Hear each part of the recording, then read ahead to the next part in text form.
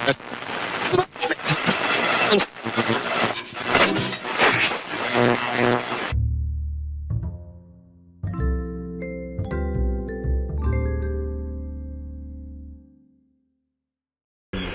That's actually electrical power interference. Great conversation with you. I hope you have a good evening. Buenas noches, my amigo. Okay, thank you very much again. I wish you all the best. 73, bye-bye. Bye-bye. Kilo Echo Alpha 3, Kilo Echo.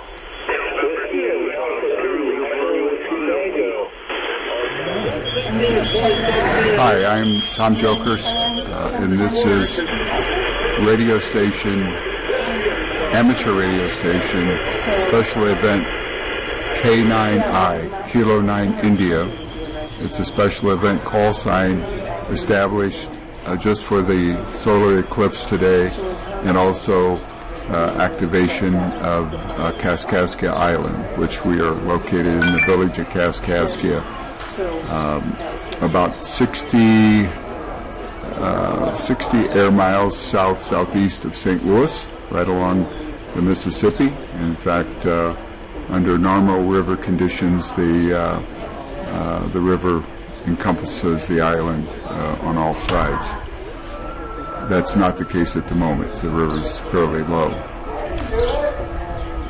We decided to have this special event station for the solar eclipse. We had a similar station in 2017. In August, we did the same event. Jody Odom from St. Mary's, his call sign is NR9A, and my call sign is Kilo Delta Zero India Echo Lima.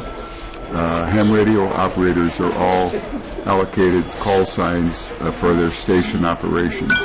But this particular station is a special event station, and we set it up just to be operating this one day for the solar eclipse and for activating the U.S. islands.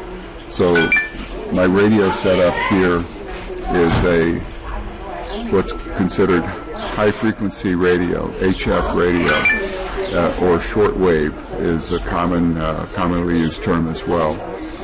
We can, depending upon the time of day and the band that we're using and the frequencies, we can make contact with people around the world, but generally speaking more easily and typically coast to coast with little difficulty.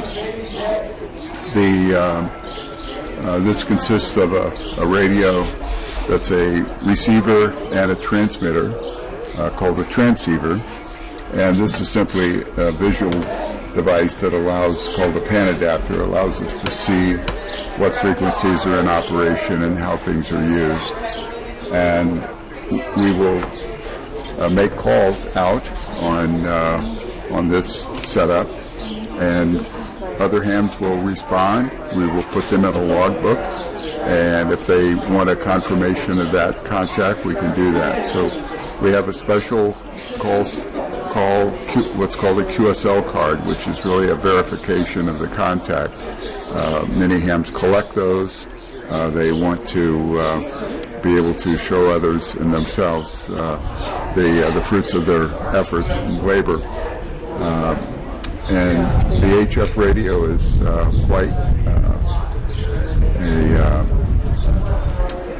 an old technology from the standpoint of having been around for a long time, but it's very effective, and it works when nothing else works. There's no infrastructure required for this. Basically, a DC battery, a 12-volt battery, a radio transmitter, and an antenna, and it works when everything else is out of service due to a natural disaster or some similar kind of event.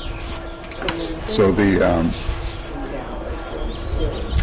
HF radio bands for amateur radio typically operate from 2 megahertz up to typically 30 megahertz and also up to 54 megahertz. So 160 meters through 6 meters is generally speaking the HF spectrum.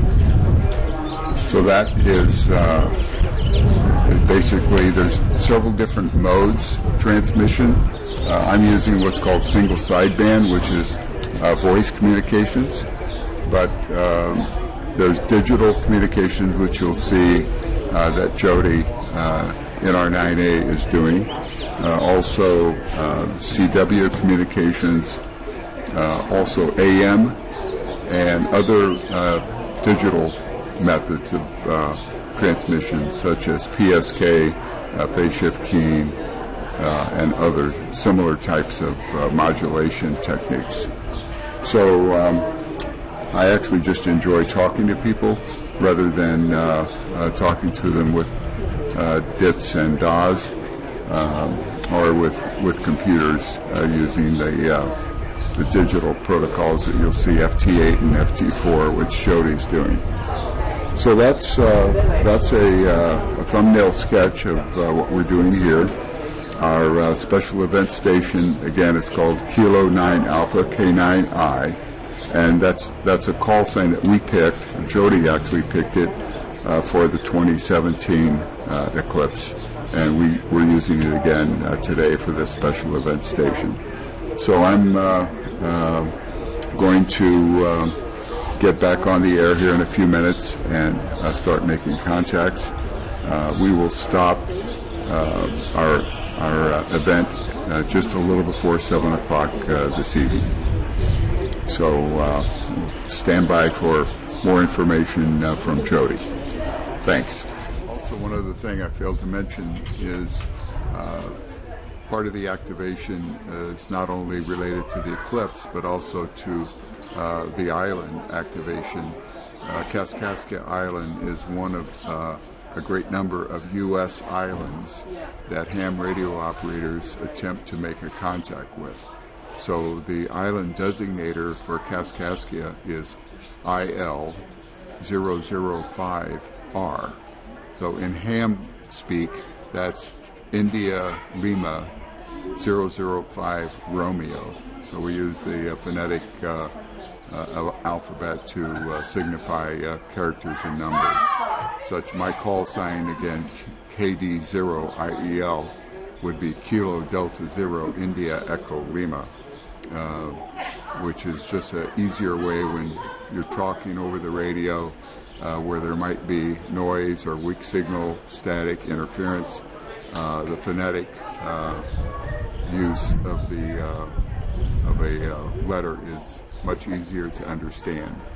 So wanted to mention that. I grew up here in Kaskaskia, and I'm back here from time to time. So thanks again for the opportunity to talk about amateur radio, or ham radio as it's more commonly called, and our special event K9I station. Thank you for talking.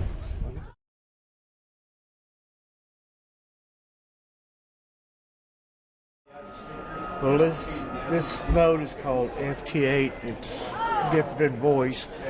Uses a computer or a software program that it generates a tone and transmits that tone to out on the air, and other radios with the same software will decode, the computer will decode that, and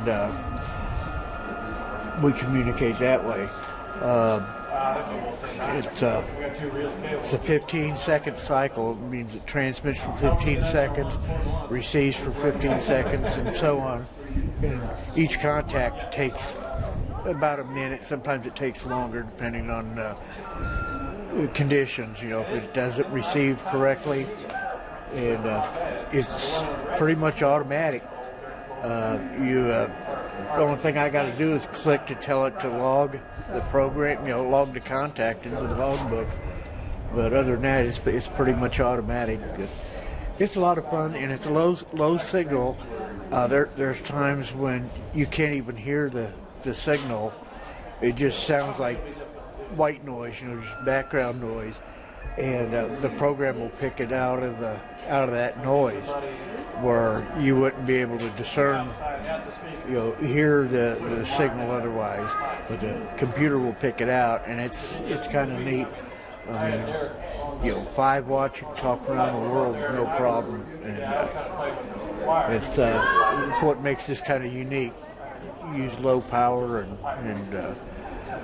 talk around the world with it. It's kind of fun.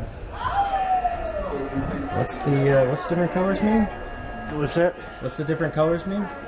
Oh, different colors. Like green means CQ. Like that's CQ is what we use to call in any station, and then like the red down here is means that they're calling my station, and the yellow is what I'm transmitting out. And I'm trying to wait. We got a contact right here, red one, which I can see where it's. So there's TQ. He's in Texas.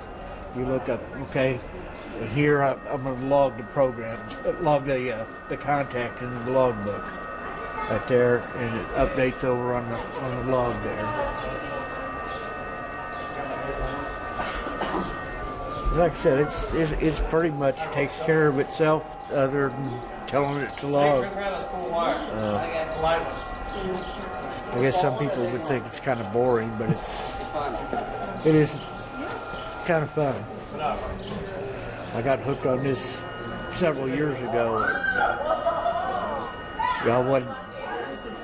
Never heard of it. It had been out several years, and I'd never heard of it before. And I found it, and man, I'm going to try. And it's fun. It's addictive.